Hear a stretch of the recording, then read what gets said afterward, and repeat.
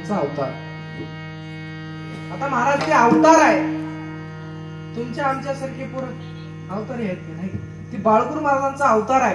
ती जन्माला येण्याच्या आधीच महाराजांना दाखवून दिलं. संभाजी पाटील आणि केरुमाई यांच्या पोटी आलेला हा अवतार दत्ता प्रभू.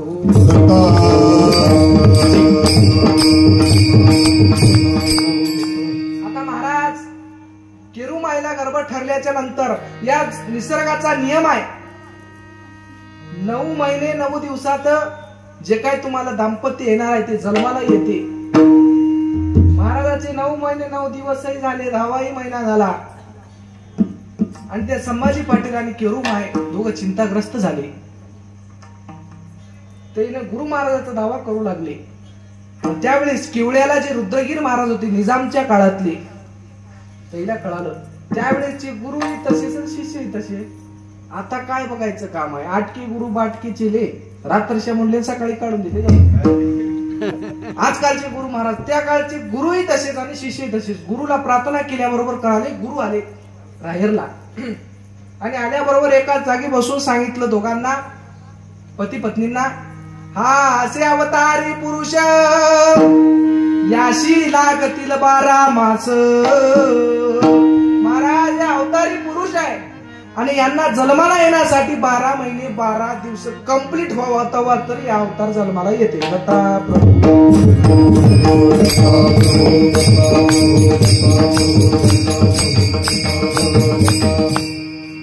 आता महाराज अवतार जन्माला झालं. आता याच्या पूर्वी एक अवतार 12 वर्ष राहिले गर्भामध्ये. त्याचं नाव काय आहे? शुकाचार्य महाराज. ते शुक महाराज सुद्धा महाराज इतक्या वेळाच्या नंतर मातेच्या गर्भातून बाहेर आले. बामणाचं पोर एक खेळा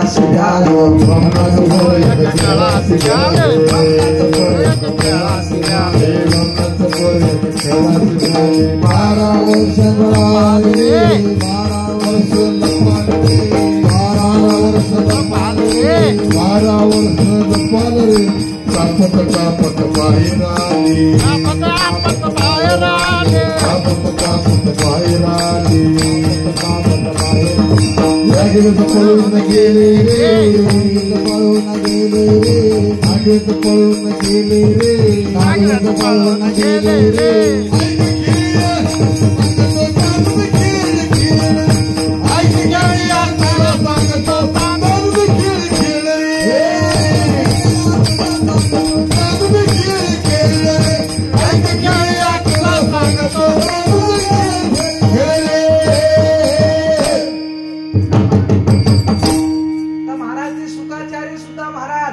बामणाचं पोर एक खेळा आली. 12 वर्षे पालरी कापत कापत बाहेर आली. नागवेच पळून गेले रे. महाराज जन्मल्याबरोबर जंगलाचा रस्ता धरून पळू लागलं झालं. तसं महाराज हे बाळगुरु महाराजाचा अवतार. आता हे अवतार आहे.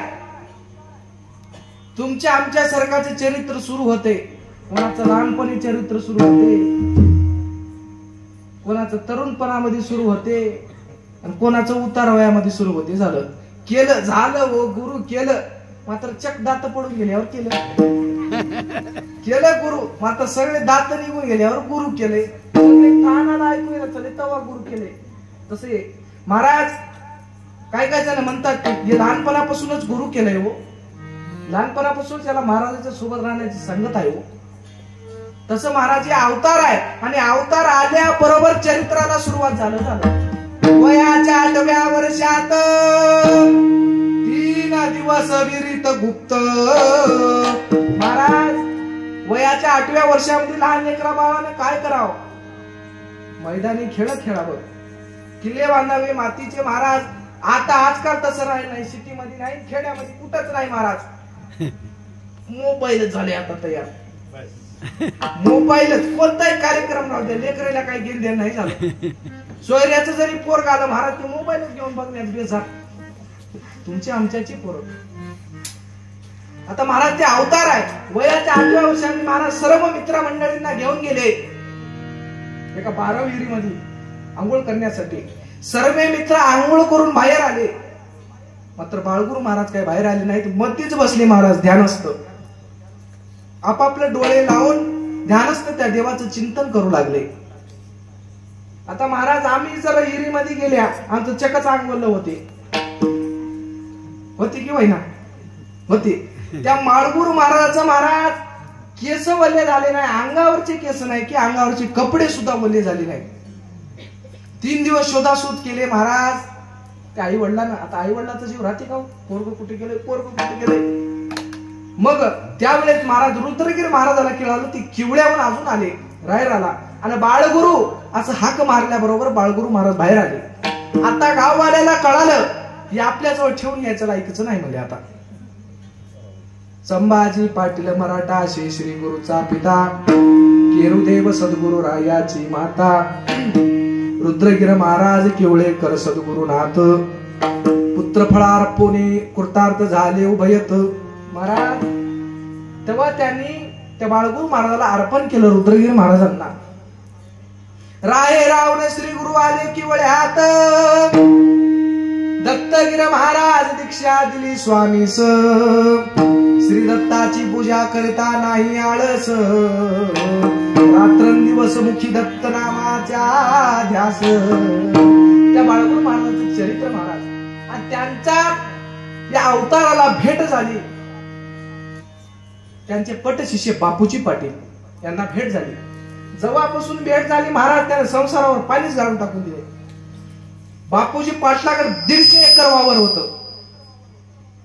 आपल्याकडे 1.5 एकर वावर नाही, 1.5 गुंठ्याचं घर नाही, 1.5 घंटे आपलं मन त्या घरातूनच निघणार. कोणतं काम मला नाही, घरातून जाऊ वाटणं आले, पाऊस येते काय की ऊन पडाले, घराला धरून बसला, शेताला धरून बसलं, झालं. 150 एकर वावरावर त्या गुरुच्या आज्ञेने महाराज त्या वावरावर सर्व असं पाणी फिरून टाकलं. संसाराच्या नावे घालून या शून्य वाढता धर्म पुण्य केला. महाराज त्या संसारावर पाणी फिरून टाकून दिलं झालं. मग त्यावेळेस महाराज गुरु सेवेतून त्यांना जे अनुभव प्राप्त झाला, जेवढे दिवस त्यांनी राहून त्या गुरु सेवेतून त्यांना जे अनुभव मिळाला, त्या अनुभवाचं काव्य सर्वांना सोप्या आणि साध्या भाषेत कळेल अशा प्रकारचे काव्य करून तुम्हा आम्हा सरकारला अज्ञान लोकांना ज्ञान देण्याचं काम त्या बापूजी पाटलांनी केलं. दत्ता प्रभू.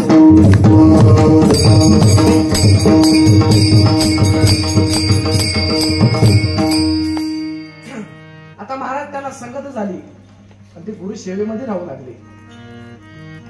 आता महाराज हे 2 साधनं करावी लागतात. एका ठिकाणी सांगितले महाराज, आता या कलियुगामध्ये खूप साधनं आहेत. जप तपादी साधन, व्रत वैकल्यादी साधन, तीर्थव्रतादी साधन, योग यागादी साधन, एवढे साधनं सांगितले महाराज. आता आपल्याजवळ काही फार वेळ नाही महाराज, आटोपती आपण सेवा घेऊ. पहिल्यांदा आपण व्रत वैकल्याचा विचार करू. आता 4 युगामध्ये 4 भक्ती सांगितले, ते सुद्धा भोपाळ्यामध्ये सांगितले. करता योगी आत्मोपासना केली एकनिष्ठ, लक्ष फळ भोगिले जीवा चुकले नाही कष्ट. करता योगामध्ये उपासना सांगितली आत्म्याची. नंतर महाराज त्रेतायुगामध्ये, त्रेतायुगी भक्ती सत्य वैकुंठ कैलास, 10 शस्त्र फळ भोगिले जीवा चुकले नाही कष्ट. त्रेतायुगामध्ये. आता द्वापार युगामध्ये महाराज यज्ञाची क्रिया सांगितली. तत्पूर्वी महाराज काही जण तीर्थव्रत करायले, त्याच्याने जीवाचा उद्धार होते का बघून. आता बरेच जण महाराज काशीला जातात, लक्ष देऊ नाही का? बरेच जण काशीला जाता की तुम्ही गेले की नाही? अजून गेल्याच नाही बघा. आता असलं आहे आपलं. महाराज काशीला जातात काही जण. आता काशीला गेल्यावर काहीतरी सोडावं लागते की म्हणून काय सोडले म्हटले. एक माणूस बसलं त्याच्या जवळ आणि एक जण काशीला जाऊन आलं झालं महाराज. ते पारावर बसलं, दुसरा माणूस आमच्यासारखं रिकाम टोळं जाऊन बसलं त्याच्याजवळ. कुठे गेलते हो म्हणला. काही नाही, काशीला जाऊन आलो म्हणला. बरोबर काशीला गेल्यावर काही सोडावं लागते की म्हणला. काय सोडलं? काय नाही बाबा, राग सोडलो मला. बरं झालं हो म्हणला, तुम्हाला लय राग आता, राग सोडून आले, बरं झाले म्हणला. महाराज दुसरी बार त्याने विचारलं 10-15 मिनिटाला, कुठे गेलते हो म्हणला. काही नाही, काशीला गेलो, राग सोडलो मला. बरं झालो बाबा, लईच राग करायचे हो तुम्ही घरच्या बाहेरच्या. बरं झालं राग सोडून आले ते, बरं झालं. महाराज त्याला तिसऱ्या वेळेस मी विचारलं कुठे गेलते हो, मला मसनात गेलतो, मला यायचं होतं काही तुला. झालं प्रभू.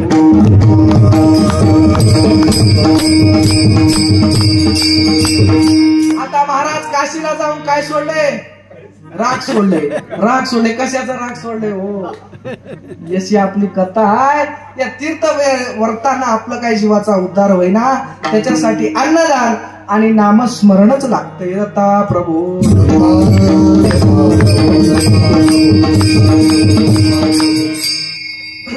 आता महाराज ते काशीला गेलं, आता राग काही सुटला नाही. आता बापूजी पाटलाने विचारलं वाळगीर महाराजाला, कस करावं महाराज, तुम्ही बरेच जण तीर्थयात्रा कराले, तुम्ही करा म्हणलं तर आम्ही बी करता म्हणजे. झालं.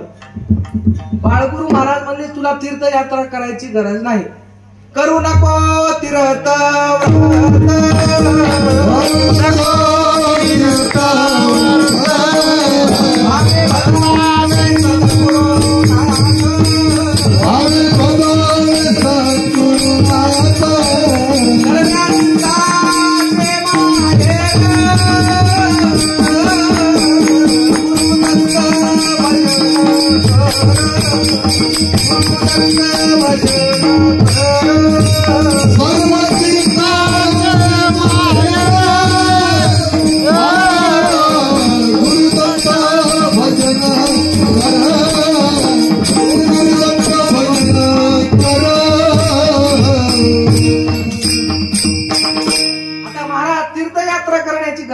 आपण जरी तीर्थयात्रा केल्या.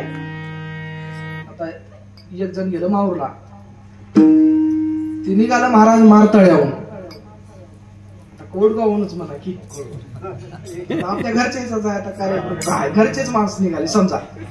महाराज ते बस स्टँडला, नांदेडच्या बस स्टँडला आले की फोन लावतोय घरी. नांदेडच्या बस स्टँडला गेलो बरं. नंतर महाराज ते एसटी मध्ये बसलं, थोडं समोर गेलं हातगावला की अजून फोन लावते. हातगावला गेलो बरं, अजून थोडं समोर गेलो महाराज उमरखेडला गेलो, अजून समोर माहूरच्या पायरी लाव म्हणते. आता चढायचंच आहे म्हणते गड. आता वरी जाऊन सुद्धा महाराज टावर उडकालाय, फोन लावाव काय की काय घ्यायला आलाय दत्त महाराजाचं दर्शन, फोन कुठं लावायला आहे घरी. आता आपली तीर्थयात्रा नाही, आपली होई जत्रा. आपण तीर्थयात्रा गेले की हे देव घ्यावं का की, ते पाऊल घ्यावं का की, कुंकू घ्यावं, अष्टगंध घ्यावं, गणगोळी घ्यावं. आपली तीर्थयात्रा असली आहे. या तीर्थयात्रेने जीवाचा उद्धार नाही दत्ता प्रभू. आता महाराज फोन लावाले. आता घरचं माहूरला गेले की माहूरवरचं घरला आले. मला सांगायचं नाही महाराज, ती नाही तीर्थयात्रा केल्याच्या नंतर या कलियुगामध्ये तर जीवाचा उद्धार नाही. ते सांगितले क्रतायुगामध्ये वागती. आता महाराज द्वापार युगामध्ये सांगितले, द्वापारी यज्ञाधिक धार्मिक स्वळकी फळ फाई, शस्त्र फळ भोगिले जीवा विश्रांती नाही. आता द्वापार युगामध्ये यज्ञाची क्रिया सांगितली. आता बरेच जण यज्ञ करालेत महाराज.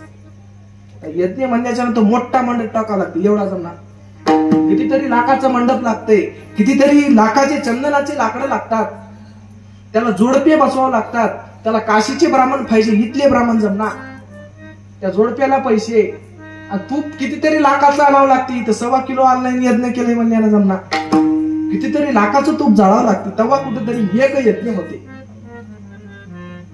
आता महाराज एक यज्ञ केल्याच्या नंतर कुठलीच तुम्हाला फळाची प्राप्ती नाही. आता आपण उदाहरण घेऊ. महाराज पंडू राजाने 99 यज्ञ केले, कितीतरी कोटीचे 99 यज्ञ केले, आणि त्याचं एकच यज्ञ अपुरं राहिलं महाराज, आणि त्याचं मरण पावला तो. आणि महाराज एक यज्ञ राहिल्यामुळे त्याला स्वर्गाच्या पायरीला पूर्ण स्वर्गात येऊ दिलं नाही. नारद आणि श्रीकृष्ण जाऊ लागले, आणि पंडू राजानं नारदाला विचारलं, नारदा माझं एक यज्ञ राहिले, मला स्वर्गात येऊ देण्यात चालले, माझं उर्वरित यज्ञ माझ्या मुलांना करता येते. नारद म्हणजे जाऊन सांगतो. ते गेले महाराज. नारद त्याच्या मुलाला सांगितलं, त्या मुलाने यज्ञ केलं महाराज. आता यज्ञामध्ये बरेच काही जण जेवून गेले, प्रत्येक जण जेवून गेले महाराज, मात्र तिथं काही फरक पडला नाही.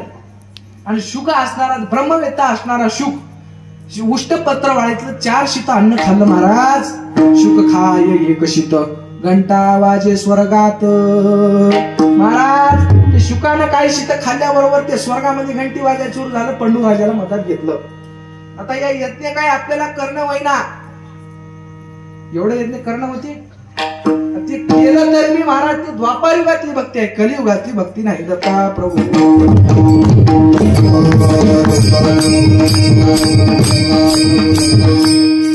आता महाराज राहिलं योग यागादी साधन.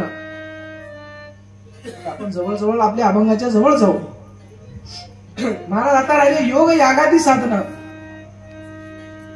योग योगी महाराज 1400 वर्ष जिवंत राहिला योगाच्या बळावर. त्याचं नाव काय आहे हो?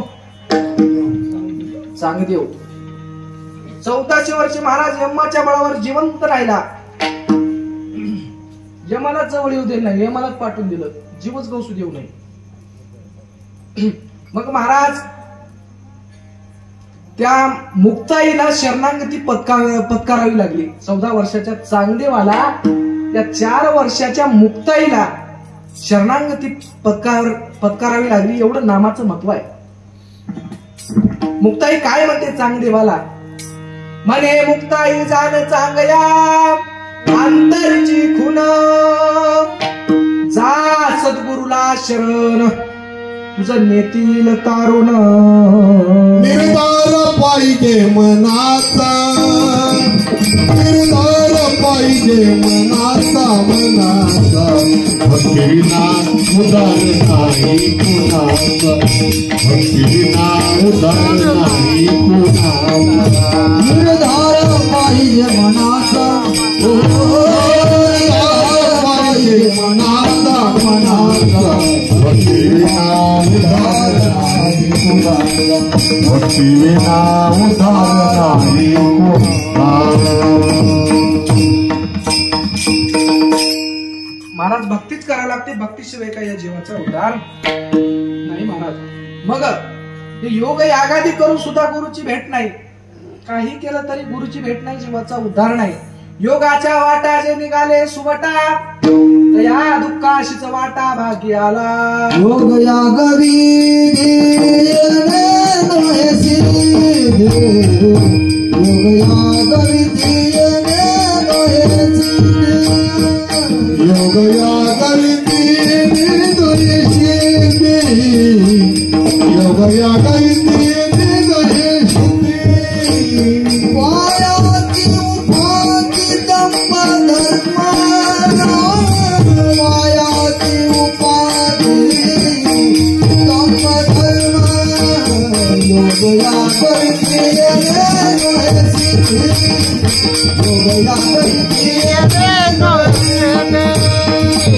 वायाची उपाधी दंभ धर्म, वायाची उपाधी दंभ धर्म, योग यागादी योग यागादी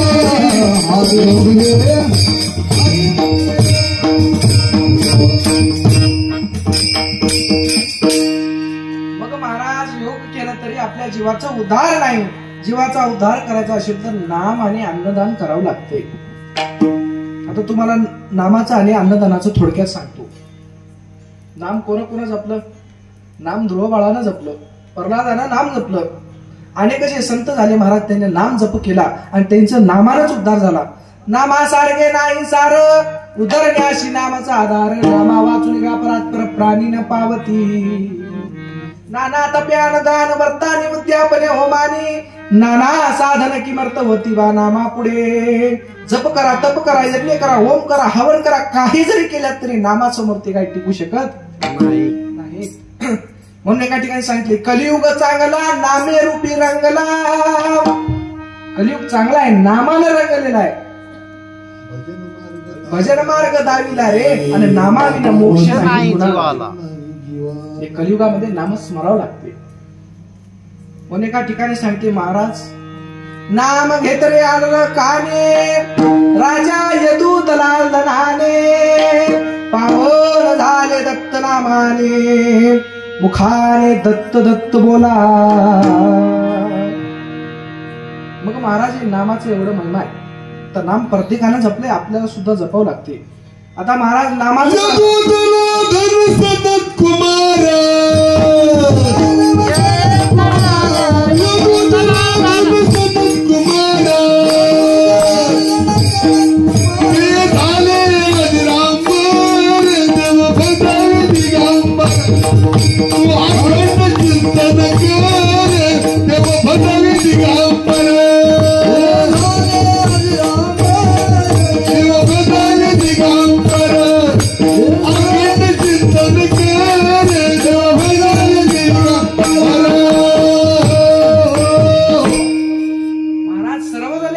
अजरामर झाले. आता महाराज थोडक्यात नामाचं बघितलं आपण. खूप वेळ झालेला आहे, 11 वाजून गेलेत महाराज. कीर्तन म्हणल्याच्या नंतर 2 तास, प्रवचन म्हणलं की 1 तास आणि पोथी म्हणलं की 3 तास. आपलं कीर्तन आहे 2 तासाच्या वरी जाता कामा नये. मग महाराज नामाचं महिमान. आता राहिलं अन्नदानाचं, ते सुद्धा थोडक्यात सांगतो. आता महाराज अन्नदान करण्यासाठी ते उदार अंतकरणाचं असलं पाहिजे. कसं असलं पाहिजे? उदार अंतकरणाचं असलं पाहिजे. आणि महाराज ते स्वतंत्र असलं पाहिजे आणि ते दानशूर असलं पाहिजे. झालं. आता महाराज आम्ही बक्कळ उदार आहो. आम्हाला प्रत्येक दत्त महाराजाच्या मठाला चुलबंद द्या वाटाले चातुर्मासाच्या निमित्तानं. काय करणार? पैसे नाही. ते श्रीमंतही असलं पाहिजे. आता महाराज बक्कळ पैसे आता बनला ना घरी मावनासारखं आहे. मात्र काय करता बाबा महाराज, चाब्या मालकीकडे राहून गेल्या हो. मालकीन चाबी देणारी हो, पट्टी देऊ देणारी. आता काय करता? ते स्वतंत्र असलं पाहिजे. महाराज ते धनवानही आहे, स्वतंत्रही आहे आणि उदारही आहे. आता चिंगूट आहे झालं, चिंगूट नसावं झालं अन्नदानासाठी. उदार असलं पाहिजे बरं अन्नदानासाठी. महाराज काय काय जण करतात बाबा, एकदा अन्नदान देवाच्या निमित्ताने केले, मात्र ते म्हणूनच दाखिणार हो, त्याच्या पोटातच राहिला. एकदा केली पंगत 12 वर्ष बसली सांगत. महाराज आम्ही एकदा पंगत घेत्या, आमच्या चपात्याच कशा झालत्या की भातच लय बारीक तांदळाचा होता, बालुशाहीच कशी झालती की, आणि ती वांग्याची भाजीच कशी झालती की लई दुरून मसाला आणला होता. यसल्याचं खात बसलं तर अंगी लागेल की नाही काही सांगता येत नाही.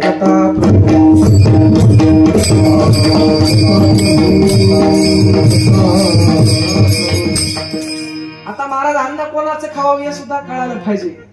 जिथं दिसला रोट्या तिथं बसला हा पोट्या.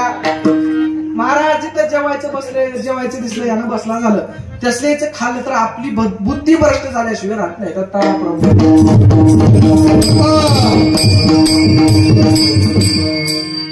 अन्न घाला सर्वामुखी पात्र मिळे दैवगती. ऐशे भाव जयाच्या चित्ती त्याशी बोलीजे परसाधू. महाराज याच्या अंतकरणामध्ये लोक जेवले पाहिजे अशी भावना आहे. ते परसाधू आहे, ते इतला साधू नाही म्हणून सांगितले. दत्ता प्रभू.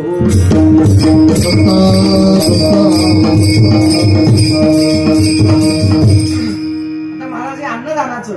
आता महाराज हे 2 साधनं सांगितल्याच्या नंतर गुरु महाराज आपल्या घरी येतात. आपल्याला त्याच्याकडे जायची गरज नाही.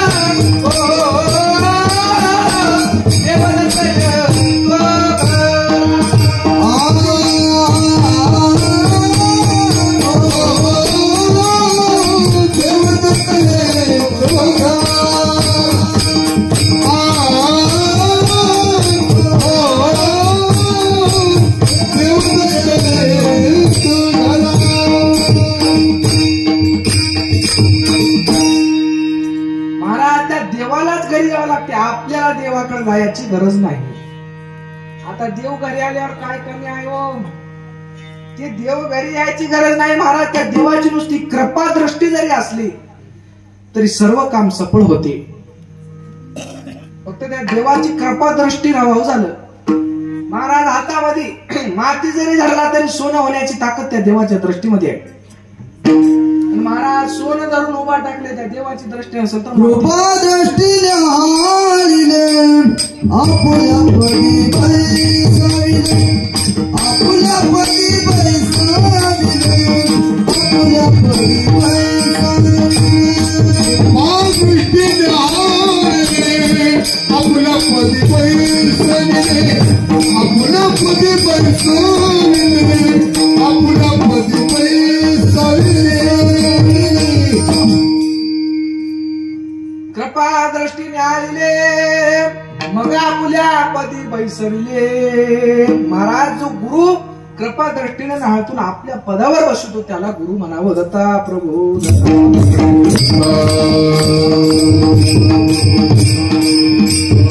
आता महाराज लई बोलल्याच्या नंतर गळा बसण्याची शक्यता दिसाली. आता घरचं कार्यक्रम होय कसंही झालं तरी जमते, मात्र उद्या सरेगावला कीर्तन आहे 6 तारखेला, तिथं जर गळा बसला तर कसं करावं म्हणालो. झालं दत्ता प्रभू.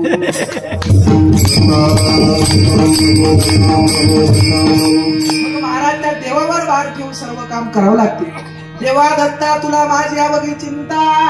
त्या गुरु महाराजाच्या तर मनात आलं महाराज आज जसं आबाळ काढून टाकून चांदण्या पाडले त्या प्रकारानं महाराज ते गुरु तुम्हा आम्हाला काहीच होऊ दे ना, फक्त विश्वास पाहिजे.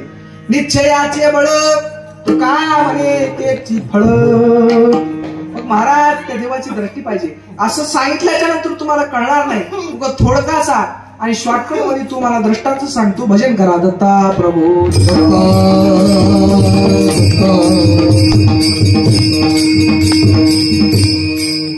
महाराज एक माणूस वाटेला लागलं आणि चढत असताना त्याला ₹1,00,000 पैसे सापडले. पैसे सापडले महाराज रस्त्यानं चलता चलता आणि त्यानं मला ₹1,00,000 10-15 मिनिटात खर्चाचे आहेत गड्या. म्हणलं झालं कशानं खर्च दिलो. त्यानं बराचसा काय विचार केला, एटका मटका झटका लटका बरेचसे काही याच्यानं लवकर खर्चनात मला. त्यानं मला चोरी करून बघा मला एकाच्या घरचं झालं. ती चोरी केला महाराज. चोरी केल्यावर लोक आले त्याला धरले मारू लागले. काय काय जण म्हणले जाऊ द्या म्हणजे पोटासाठी केलं असेल सोन टाका. त्यानं मला बाबा काहीच नाही केलं किंवा मला. त्यानं मला काही नाही आता उद्या राजवाड्यात जायचं होईल, राजाच्या दिशेने जोडा फेकून मारायचं मला झालं. ते महाराज सकाळी उठलं राजवाड्यात गेलं आणि राजा बसला होता. असं भरगच्च सभा चालू होती. अशी कीर्तनाला जशी तुरळक माणसं आता तशी नव्हती. भरगच्च सभा भरली महाराज आणि ते गेलं आणि गेल्याबरोबर राजाच्या दिशेनं जोडा फेकणं झालं. महाराज ते जोडा यायलेला बघून राजानं थोडं मुंडी खाली केली, ती मुकुटाला येऊन लागलं झालं ती जोडा. ते मुकुट खाली पडलं. आता सर्व ते राजाचे प्रधान आले आणि त्याला येऊन धरले सैनिक. राजाला मारतोस. राजानं थोडक्यात महाराज नाराज होऊन त्या मुकुटाकडे बघितलं तर त्याच्यामध्ये ओरिजिनल सर्पाचं पिल्लू खेळाले नागाचं करंगेळी एवढं. त्याला मला त्याला धरायचं नाही काय नाही, मला ₹5,10,000 द्या मला. त्याला घरला वाट लावून द्या झालं. हे खर्चाला आले महाराज. हे ₹1,00,000 खर्चाला आले आणि याला दिले ₹5-10 लाख. दत्ता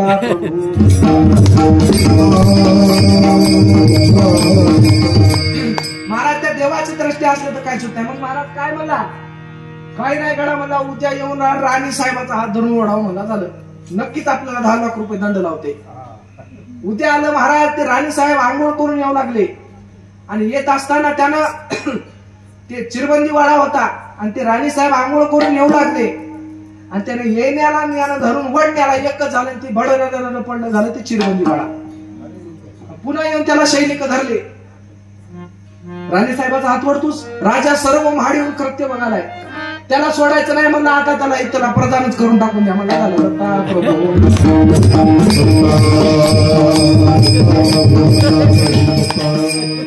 आता महाराज त्याच्यासोबत देव होता. त्यानं बक्कळ खर्चायचं बघालाय. मात्र काय आता महाराज धन सुद्धा 1 नंबरच्या कमाईचं राहावं झालं. तुका म्हणे धन धनासाठी देती प्राण. महाराज धनासाठी जीव घेतात, जीव जातात. आता काय महाराज, पोरं तर सोडा, बायले की बी हिस्सा मागायला झालं शेतामध्ये. पोरं तर कमी नाही, बायले की बी हिस्सा मागायला येत दत्ता प्रभू.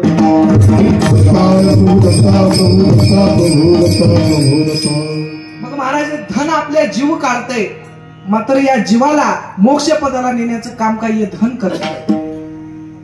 मात्र धन सुद्धा राहावं लागते बरं. पैसे नाही गेल्यानं कुत्र बी विचारणार तुम्हाला. बघा तुम्ही उद्या फाटकी कपडे लिहून हिंडा, तुम्हाला एकही माणूस विचारणार नाही. आता उद्या मी कसले बी कपडे लिहून कीर्तन करू द्या बरं, मला कोणी विचारते काय? राहणीमानावर सुद्धा महाराज राहते. आता मळकट आंघोळ कपडे बिपडे लिहून कीर्तन केलं काय याचा महाराज होय की देवाला ठाऊक म्हटलं. गाडी पाहिजे, मोठी गाडी पाहिजे आणि दबरदुबारी पाहिजे झालं म्हणतो महाराज दत्ता प्रभू.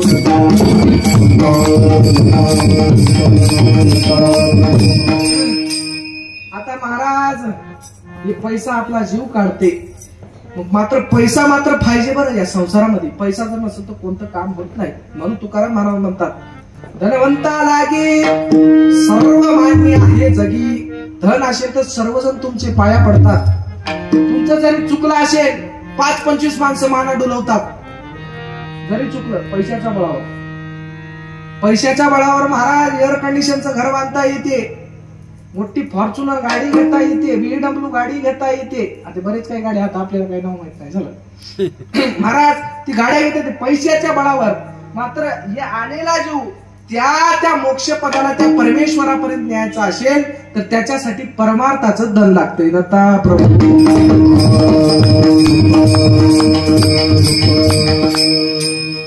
परमार्थाचं धन नक्की लागते. म्हणून तुकाराम महाराज म्हणतात, परमार्थ महाधन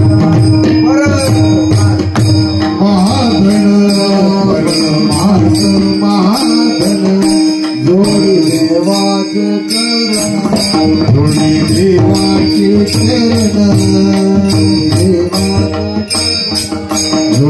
देवाचे चरण भावया जतन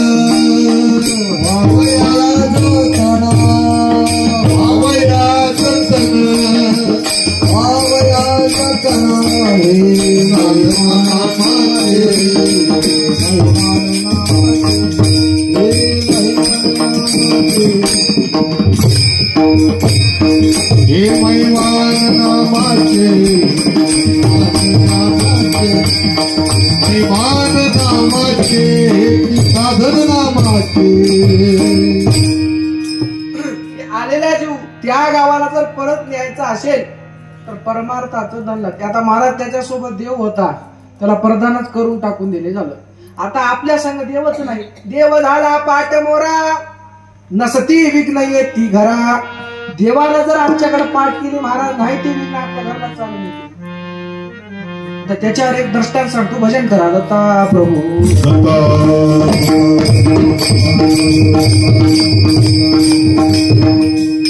महाराज एक शेतकरी होता, तुमच्या आमच्यासारखा शेतकरी. आणि महाराज ते शेती करू लागलं आणि त्याला शेतीमध्ये काही पडणार गेलं. त्यानं काय केला, शेतीमध्ये काय पडणार चालले म्हणून रस्ता धागून चलू लागला महाराज. चलता चलता त्याला कोळी दिसला एक माश्या पकडणारा. त्यानं म्हणलं बरं आहे, म्हणला मग जाळं टाकायचं माश्याच काढायचं काम आहे म्हणलं. झालं. त्यानं उद्या जाळं घेऊन आला महाराज. आणि ते अनुभव असलेले माणसं 100-200 मासे एकाच बारीत काढू लागले त्या जाळ्यानं. आणि यानं पहिल्या दिवशी महाराज ते जाळं घेऊन गेलं, पाण्यात टाकलं, घरला फाडून आणलं. झालं. याच्यात काही पडलं नाही गड्या मला. झाला असं महाराज ते चलू लागलं. चलता चलता त्याला आमच्यासारखं कीर्तनकार दिसलं. आणि कीर्तन झाल्यावर महाराजाला मध्ये घेऊन गेले घरामध्ये. आणि ते आलं, कुठले होतो महाराज म्हणला. झालं काय नाही मला, नांदेडची होती महाराज, घरचंच कीर्तन होतं. बरोबर दुसरीकडे गेले आणि किती पैसे घेतात तो? काय नाही म्हणलं 10,000 रुपये नक्कीच देते मला. झालं. त्यानं म्हणला ये बरं आहे म्हणला, बगर भांडवली धंदा काहीच करायचं नाही, नुसतं पटका बांधायचं, वही सांगायचं मला 4 गोष्टी. लोक त्याला बोलून पैसे देतात, मधल्या घरात नेतात, तुपाचं खायला देतात. ये बरं आहे मला बगर भांडवली धंदा. त्यानं काय केला महाराज, दुसऱ्या दिवशी भगव वस्त्र घालून बसला झालं पारावर. तिकडून आले काही साधू लोक. त्यानं आल्याबरोबर विचारले आपला सोयरा दिसा नाही. भगवा होय आम्ही भगव्या. आता काय काय महाराज असे सुद्धा महाराज झाले. वर वर भगवा झाला नामे, अंतरी वस केला कामे, तया मनोने साधू जगी विटंबना बाधो. वरवरी भगवा झाले ते काय कामाचं नव्हतं. दत्ता प्रभू दत्ता.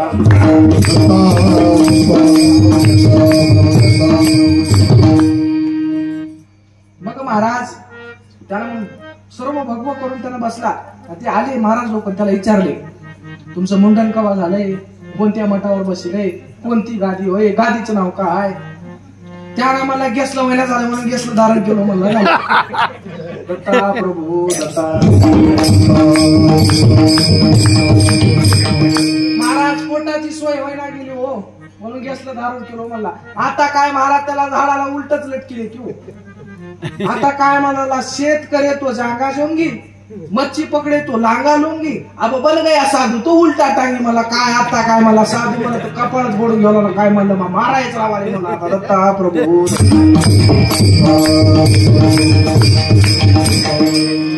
महाराज त्याच्यासोबत देव नव्हता. त्याने किती जरी प्रयत्न केला तर ते काही काम सक्सेस झालं नाही.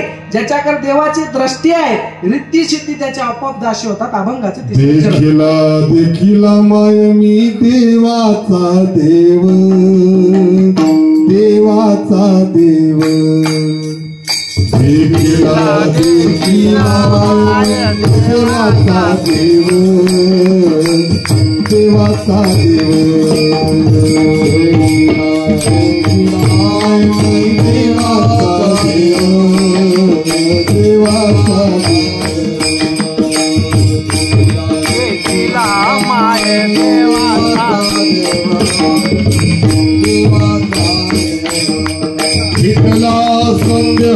माले तुझे पण संदेह माले तुझे पण. हे विठ्ठला संदेह माले तुझे पण, विठ्ठला संदेह माले तुझे पण.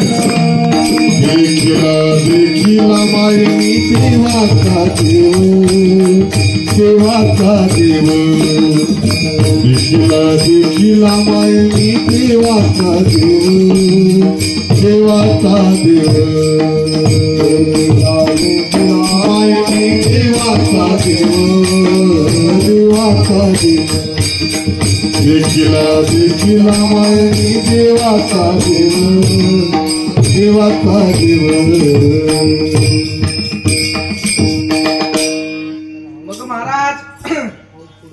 देवाला सुद्धा आपल्या घरी बोलवतात ते फक्त अन्नदानाने नामस्मरणाने.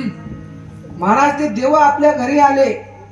आता आले समजा, आल्यावर महाराज ते रिद्धी सिद्धी आपल्याला प्राप्त करायची गरज नाही, ते आपाप आपल्या दाशी होतात. अभंगाचं तिसरं चरण. हृदय देवाचा